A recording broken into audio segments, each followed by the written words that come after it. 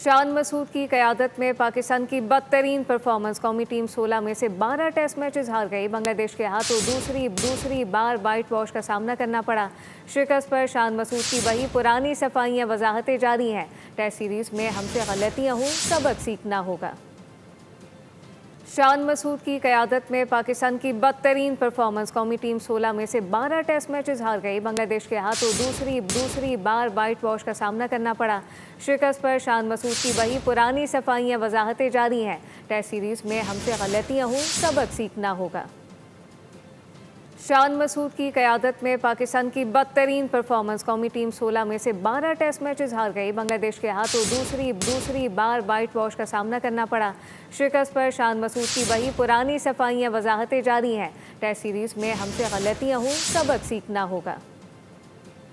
शान मसूद की क़यादत में पाकिस्तान की बदतरीन परफॉर्मेंस। कौमी टीम 16 में से 12 टेस्ट मैचेस हार गई। बांग्लादेश के हाथों दूसरी बार वाइट वॉश का सामना करना पड़ा।